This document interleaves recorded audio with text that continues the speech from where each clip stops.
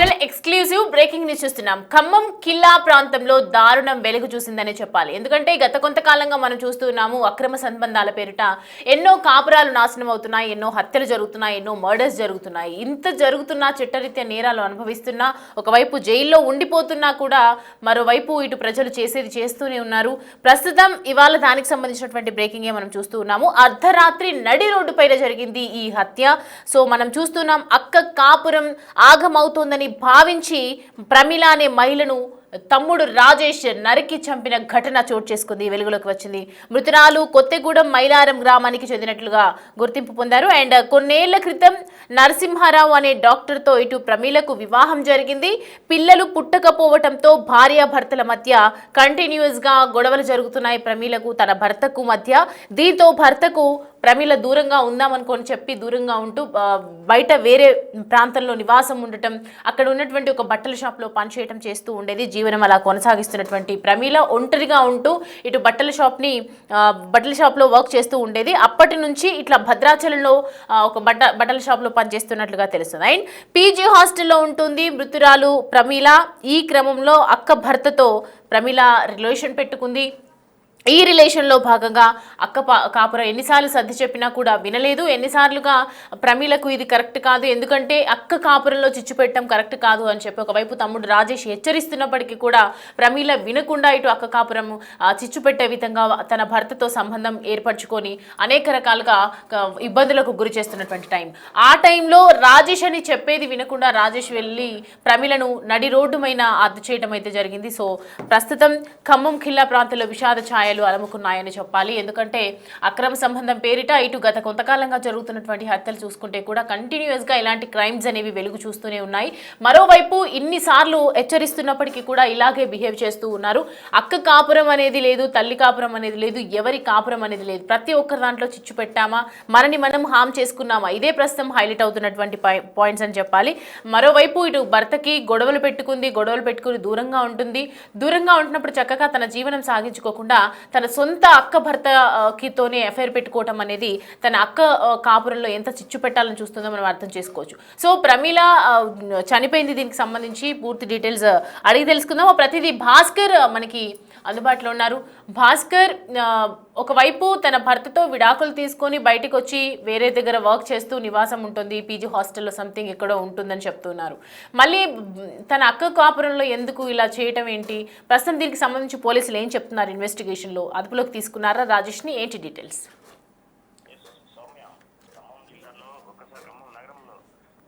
ఘటన ఒక్కసారిగా భయభ్రాంతులకు గురి చేసిందని చెప్పుకోవచ్చు. గడిచిన కొన్ని నెలల నుంచి కూడా ప్రమీల అనే వ్యక్తి తన భర్త నుంచి దూరంగా ఉంటూ మరో వ్యక్తితో అక్రమ సంబంధం ఏర్పడుతుంది. మరోవైపున అదే ఇంట్లో పాలంచపట్నంలో కొన్నాళ్ళు బట్టల దుకాణం పనిచేసింది. అయితే ఆ బట్టల దుకాణం పనిచేసే సమయంలోనే శ్రావణ్ అనే వాళ్ళ ఇంటిలో ఈ ప్రమీల అతని భర్త మొత్తం కలిసి కిరాయికి ఉన్న నేపథ్యంలో ఆ ఇంటి ఓనర్ ప్రమీలపై కన్నేసి ప్రమీలకు ఎట్లాగా లోపరుచుకోవాలని చెప్పి ఆమె కొంత నగదు వడ్డీకి ఇప్పించేసి తర్వాత ఆ వడ్డీ రాబట్టలేని సమయంలో ప్రమీలను శారీరకంగా దగ్గర చేసుకొని ఆమెతో కొంతకాలం సన్నిహితంగాను శారీరకంగా దగ్గరగా ఉన్న తర్వాత అక్కడ నుంచి భర్త నుంచి దూరంగా వచ్చేసిన నేపథ్యం ఉంది. ఫలితంగా భర్త కూడా ఆమెను దూరంగా పెట్టిన తర్వాత ఇరువురు కలిసి ఇటీవల కాలంలో ఖమ్మం రావడం, ఆమె వచ్చిన తర్వాత ఆమె హాస్టల్లో ఉంటాం. ఈ లోపు శ్రావణ్ కూడా తన కుటుంబానికి దూరంగా ఉంటుందనే తరుణంలో అక్క సంసారం సాఫీగా సాగాలని తమ్ముడు మొత్తానికైతే శ్రావణ్ పెట్టుకున్న అక్రమ సంబంధికులపై ఎలాగైనా హతమార్చాలని చెప్పిన పక్కా ప్రణాళిక ప్రకారమే శ్రావణ్ బామ్మది రాజేష్ ఈ ప్రమీలను అడ్డు తొలగించాలని పథకం పన్నాడు.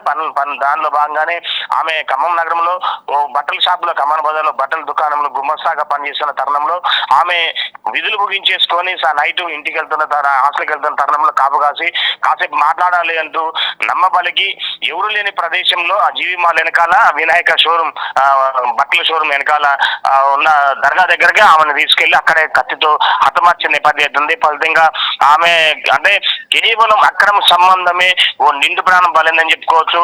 ఆమెకు శ్రావణ్కి భార్య ఉందని ఈ ప్రమీలకు తెలుసు, ప్రమీలకు కూడా భర్త ఉందని శ్రావణ్కి తెలుసు. కానీ వీరిరువురు యొక్క ఇరువురు వలనే ఆ రెండు కుటుంబాలు విషాదం నింపుకుంది. మరోవైపున ప్రమీలకు పిల్లలు ఉన్నారు, మరోవైపున శ్రావణకు కూడా పిల్లలు ఉన్నారు.